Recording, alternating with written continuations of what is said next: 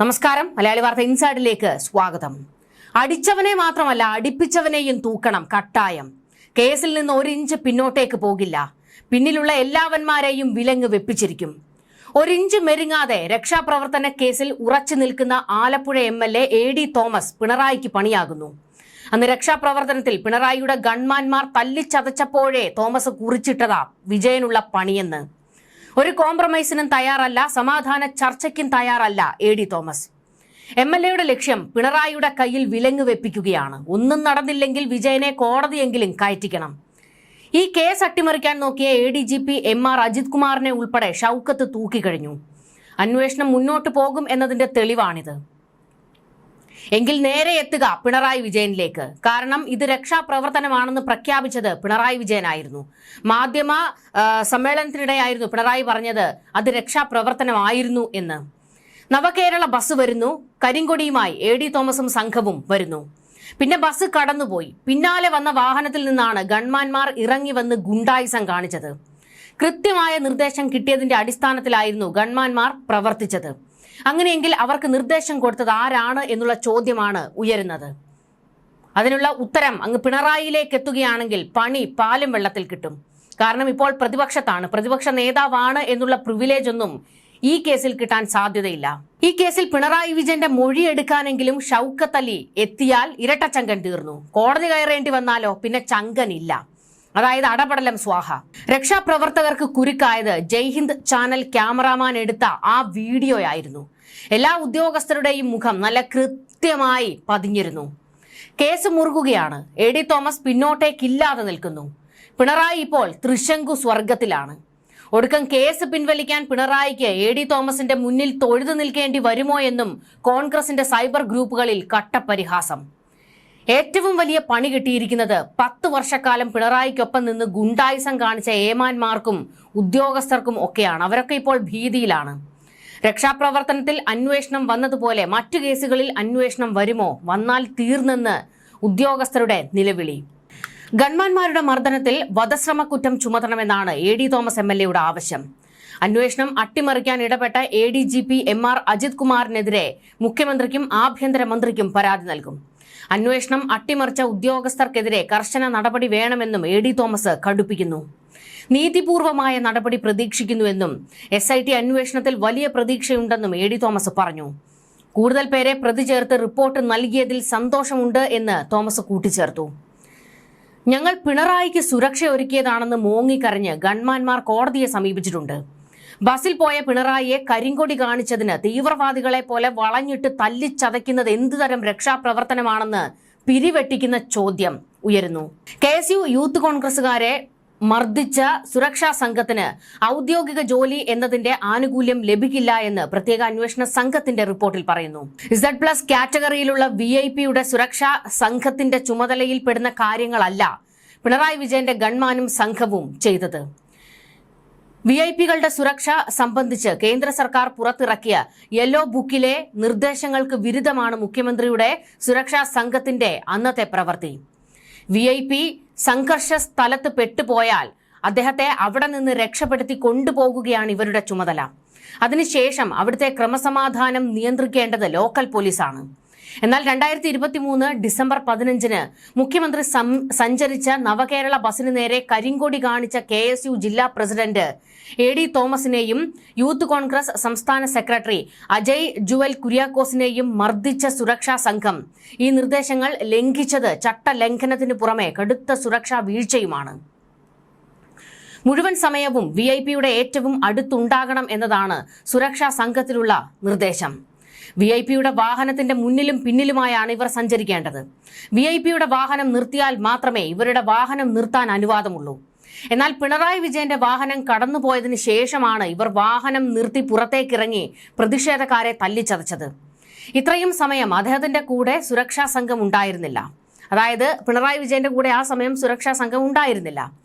സുരക്ഷാ സംഘത്തിന്റെ വാഹനം നിർത്തിയതോടെ ഇതിന് പിന്നിലുള്ള ആംബുലൻസും അഗ്നിരക്ഷാ സേനയുടെ വാഹനവും ഉൾപ്പെടെയുള്ള വാഹന വ്യൂഹവും ഗതാഗത കുരുക്കിൽപ്പെട്ടു. ഇതെല്ലാം സുരക്ഷാ വീഴ്ചയാണെന്ന് അന്വേഷണ സംഘം അക്കമിട്ട് നിരത്തി കോടതിയിൽ പറഞ്ഞിട്ടുണ്ട്. സംഭവസ്ഥലത്ത് ഡ്യൂട്ടിയിലുണ്ടായിരുന്ന പോലീസ് ഉദ്യോഗസ്ഥർ പ്രതിഷേധക്കാരെ പിടിച്ചുമാറ്റി ശാന്തരാക്കിയതിനു ശേഷമാണ് സുരക്ഷാ ഉദ്യോഗസ്ഥർ അവിടെ എത്തി മർദ്ദിച്ചത്. സുരക്ഷാ സംഘത്തിന് പോലീസ് വകുപ്പ് അനുവദിച്ച ആയുധം കൈത്തോക്കാണ്. എന്നാൽ ചൂരൽവടി ഉപയോഗിച്ചാണ് ഇവർ മർദ്ദിച്ചിരിക്കുന്നത്.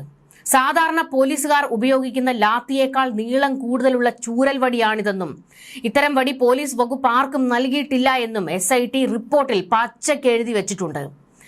കേസിലെ പ്രതികളായ 5 പോലീസുകാരെ ചോദ്യം ചെയ്യുന്നതിന് മുൻപായി പരമാവധി തെളിവുകൾ ശേഖരിക്കുകയാണ് അന്വേഷണ സംഘം. മാധ്യമപ്രവർത്തകൻ പകർത്തിയ വീഡിയോ ദൃശ്യങ്ങളാണ് നിലവിൽ കേസിലെ പ്രധാന തെളിവ്. ഇത് കോടതിയിൽ സമർപ്പിച്ചു കഴിഞ്ഞിട്ടുണ്ട്. ഇതിനൊപ്പം സമീപത്തെ CCTV ക്യാമറകളിൽ നിന്നുള്ള ദൃശ്യങ്ങളും സംഭവ സ്ഥലത്തുണ്ടായിരുന്നവരുടെ മൊബൈൽ ഫോൺ ക്യാമറയിൽ പകർത്തിയ ദൃശ്യങ്ങളും പോലീസ് ശേഖരിക്കുന്നുണ്ട്. തെളിവുകൾ ശേഖരിച്ച ശേഷം 5 പ്രതികൾക്കും ചോദ്യം ചെയ്യലിന് ഹാജരാകാൻ നോട്ടീസ് നൽകുമെന്ന് SIT അറിയിച്ചിട്ടുണ്ട്. ഇപ്പോൾ 5 ഉദ്യോഗസ്ഥർക്കാണ് നോട്ടീസ് നൽകാൻ പോകുന്നത്. ഇത് കഴിഞ്ഞ് ADGP MR അജിത് കുമാറിന്റെ മൊഴിയെടുക്കേണ്ടി വരും. അജിത് കുമാറിനെയും വിളിച്ചു വരുത്തി ചോദ്യം ചെയ്യും.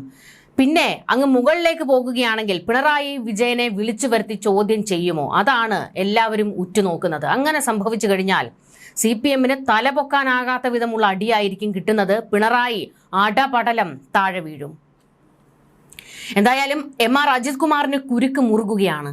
കേസ് ഡയറി തിരുത്താൻ അജിത് കുമാറിന്റെ ഇടപെടൽ ഉണ്ടായെന്ന് പ്രത്യേക അന്വേഷണ സംഘം ഇപ്പോൾ സ്ഥിരീകരിച്ചു കഴിഞ്ഞിട്ടുണ്ട്. അജിത്തിനെതിരെ മൊഴി നൽകിയ ഉദ്യോഗസ്ഥരും രംഗത്തുണ്ട്. ഇതോടെ അജിത് കുമാറിന് കുരുക്ക് മുറുകി. ADGPയുടെ ഓഫീസിലെ 2 ഗ്രേഡ് SIമാരുടെ ഇടപെടലും അന്വേഷണത്തിൽ കണ്ടെത്തിയിട്ടുണ്ട്. കേസുമായി ബന്ധപ്പെട്ട് കോടതിയിൽ നൽകാനുള്ള റഫർ റിപ്പോർട്ട് ADGPയുടെ ഓഫീസിൽ നിന്നും തയ്യാറാക്കി അന്വേഷണ ഉദ്യോഗസ്ഥന് നൽകുകയായിരുന്നു എന്ന വിവരവും SITക്ക് ലഭിച്ചിട്ടുണ്ട്. പോലീസുകാരുടെ രക്ഷാപ്രവർത്തന കേസ് അന്വേഷിച്ച ആലപ്പുഴ DYSPയിൽ നിന്നും ഇത് സംബന്ധിച്ച നിർണായക വിവരങ്ങൾ പ്രത്യേക അന്വേഷണ സംഘത്തിന് ലഭിച്ചിട്ടുണ്ട്. കേസ് ഡയറി തിരുത്തിക്കുന്നതിന് വേണ്ടി ആലപ്പുഴയിൽ നിന്നുള്ള ഉദ്യോഗസ്ഥരെ MR അജിത് കുമാറിന്റെ ഓഫീസിലേക്ക് വിളിച്ചു വരുത്തുകയായിരുന്നു. എന്നിട്ട് കേസ് ഡയറി പരിശോധിച്ച ശേഷം കേസ് എഴുതുന്നത് ഇങ്ങനെയാണോ, എത്ര നാളായി അന്വേഷിക്കുന്നു തുടങ്ങിയ പരാമർശങ്ങൾ ADGPയുടെ ഓഫീസിൽ നിന്നുണ്ടായതായി DYSP മൊഴി നൽകിയിട്ടുണ്ട്. DYSPക്കൊപ്പം ഉണ്ടായിരുന്ന ഗ്രേഡ് SIയെ ADGPയുടെ ഓഫീസിലുള്ളവർ ആക്ഷേപിച്ചുവെന്നും മൊഴിയിൽ സൂചിപ്പിക്കുന്നു. ആലപ്പുഴയിൽ നിന്നെത്തിയ ഉദ്യോഗസ്ഥരെ കേസുമായി ബന്ധപ്പെട്ട് 2 ദിവസം ADGPയുടെ ഓഫീസിൽ പിടിച്ചു നിർത്തി. 2024 ഓഗസ്റ്റ് 15-നായിരുന്നു കേസ് ഡയറി തിരുത്തി ഇവരെ ഏൽപ്പിക്കുന്നത്. കോടതിയിൽ സമർപ്പിക്കാനുള്ള റഫർ റിപ്പോർട്ടും ADGPയുടെ ഓഫീസിൽ നിന്നും പെൻഡ്രൈവിലാക്കി നൽകി. ഗൺമാൻ അടക്കമുള്ള പോലീസുകാർക്ക് ക്ലീൻ ചിറ്റ് നൽകിക്കൊണ്ടുള്ള ഈ റിപ്പോർട്ടാണ് കോടതിയിൽ ഇപ്പോൾ SIT സമർപ്പിച്ചിരിക്കുന്നത്. അതായത് തിരുത്തിയ കേസ് ഡയറി ഉൾപ്പെടെ ഇപ്പോൾ കോടതിയുടെ മുൻപിലാണ്. മുഖ്യമന്ത്രിയായിരുന്ന പിണറായി വിജയനെ കരിങ്കൊടി കാണിച്ച യൂത്ത് കോൺഗ്രസ് KSU പ്രവർത്തകരെ ലോക്കൽ പോലീസ് പിടിച്ചു മാറ്റിയ ശേഷവും മുഖ്യമന്ത്രിയുടെ സുരക്ഷാ സംഘം മർദ്ദിച്ചു എന്നാണ് ആദ്യ റിപ്പോർട്ടിൽ ചൂണ്ടിക്കാട്ടിയിരുന്നത്. മുഖ്യമന്ത്രിയുടെ വാഹനം കടന്നുപോയ ശേഷം അകമ്പടി വാഹനത്തിലുണ്ടായിരുന്ന ഗൺമാൻ അനിൽകുമാർ അടക്കമുള്ള പോലീസുകാർ യൂത്ത് കോൺഗ്രസുകാരെ ലാത്തി പോലുള്ള വടിവെച്ച് തല്ലിച്ചതയ്ക്കുകയായിരുന്നുവെന്നും ആ റിപ്പോർട്ടിൽ ആദ്യം സൂചിപ്പിച്ചിരുന്നത്. ഇതാണ് MR അജിത് കുമാർ ഒന്ന് തിരുത്തി ഗൺമാന്മാരെ ഊരിയെടുക്കുന്നതിന് വേണ്ടിയുള്ള വകുപ്പ് എഴുതി ചേർത്തത്. സുരക്ഷാ ഉദ്യോഗസ്ഥരുടെ ഭാഗത്തു നിന്നും ഉണ്ടായത് അനാവശ്യ പ്രവൃത്തിയാണെന്നും പോലീസിന് അവമതിപ്പുണ്ടാക്കുന്നതാണെന്നും അന്നത്തെ ആലപ്പുഴ SP ചൈത്ര തെരേസ ജോൺ വ്യക്തമാക്കിയിരുന്നു. മർദ്ദനത്തിൽ മുൻ മുഖ്യമന്ത്രിയുടെ ഗൺമാനായ അനിലിനെയും സുരക്ഷാ ഉദ്യോഗസ്ഥൻ സന്ദീപിനെയും ചോദ്യം ചെയ്യാനുള്ള നീക്കം തടഞ്ഞത് MR അജിത് കുമാർ ആണ് എന്നും മൊഴി കിട്ടിയിട്ടുണ്ട്. ഇരുവരെയും ആലപ്പുഴയിലേക്ക് വിളിച്ചു വരുത്തി ചോദ്യം ചെയ്യാനായിരുന്നു തീരുമാനം. തെളിവ് ശേഖരത്തിനും അജിത് കുമാർ തടസ്സം നിന്നു എന്നാണ് മൊഴി. 5 ഉദ്യോഗസ്ഥരാണ് അജിത് കുമാറിനെതിരെ ഇപ്പോൾ മൊഴി നൽകിയിരിക്കുന്നത്. അതായത് പിണറായിയുടെ ഭരണം അവസാനിച്ചതോടുകൂടി പോലീസിലെ എല്ലാവരും ഇപ്പോൾ ശക്തമായി രംഗത്തേക്ക് വന്നിരിക്കുകയാണ്. അവർ ആരെയും ഭയക്കാതെ ചിലതൊക്കെ വിളിച്ചു പറയാൻ തുടങ്ങിയിട്ടുണ്ട്. അതിന്റെ സൂചനയാണ് MR അജിത് കുമാറിനെതിരെയൊക്കെ പോലീസിലെ ഉദ്യോഗസ്ഥർ മൊഴി നൽകിയിരിക്കുന്നത്. മുൻ ആലപ്പുഴ SP നൽകിയ റിപ്പോർട്ട്, അന്നത്തെ ആഭ്യന്തര വകുപ്പ് പൂഴ്ത്തിവെച്ചതായിട്ടുള്ള റിപ്പോർട്ടും ഇപ്പോൾ വിവരങ്ങളും പുതിയ അന്വേഷണ സംഘം SIT കണ്ടെത്തി കഴിഞ്ഞിട്ടുണ്ട്.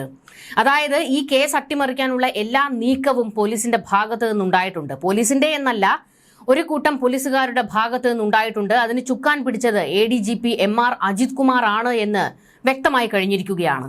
അജിത് കുമാറിന്റെ പേര് മാത്രമല്ല ഈ വിഷയത്തിലേക്ക് വരുന്നത്. P ശശിയും ഇതിന് പിന്നിൽ കളിച്ചിട്ടുണ്ട് എന്ന് PV അൻവർ ഒരു വെളിപ്പെടുത്തൽ നടത്തിയിട്ടുണ്ട്.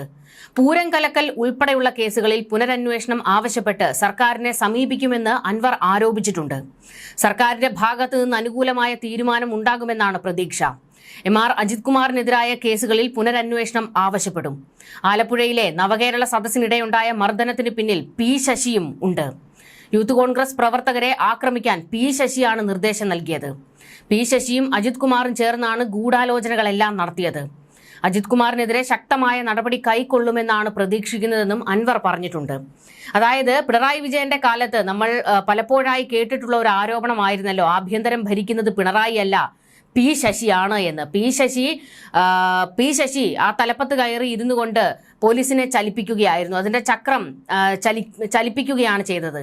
അതുകൊണ്ട് പോലീസിന്റെ പ്രവർത്തികൾ ഈ 10 വർഷക്കാലത്ത് ജനങ്ങളെ വല്ലാതെ ബുദ്ധിമുട്ടിക്കുന്നതും വെറുപ്പിക്കുന്നതുമായിരുന്നു.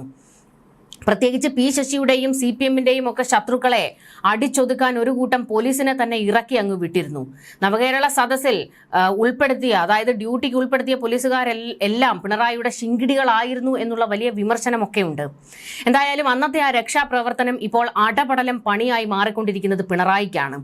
MR അജിത് കുമാറിനെയൊക്കെ എന്തായാലും ചോദ്യം ചെയ്യലിന് വിളിപ്പിക്കേണ്ടി വരും. അക്കൂട്ടത്തിൽ പിണറായിയെ കൂടി ചോദ്യം ചെയ്യേണ്ടി വന്നു കഴിഞ്ഞാൽ അത് പിണറായിയെ സംബന്ധിച്ചിടത്തോളം വലിയൊരു തിരിച്ചടിയാണ്. സാധാരണ തമ്പ്രാൻ ആർക്ക് മുൻപിലും പോയി കുനിഞ്ഞു നിൽക്കാറില്ലല്ലോ, കൈ കുമ്പിടാറില്ലല്ലോ. പക്ഷേ ഇനി അതൊക്കെ വേണ്ടി വരും എന്നുള്ളതാണ് ഈ കേസിൽ നിന്ന് തന്നെ തെളിയുന്നത്. ഷൗക്കത്ത് അലി ഏറ്റവും കൃത്യമായി തന്നെയാണ് മുൻപോട്ട് പോകുന്നത്. കേസിൽ നിന്ന് പിന്മാറാതെ AD തോമസും നിൽക്കുന്നതോടുകൂടി പിണറായി വിജയനും ഇതിൽ ഉൾപ്പെട്ട ഉദ്യോഗസ്ഥരും എല്ലാം ഇപ്പോൾ കരഞ്ഞു മെഴുകുകയാണ്. ന്യൂസ് ഡെസ്ക് മലയാളി വാർത്ത ഇൻസൈഡ്.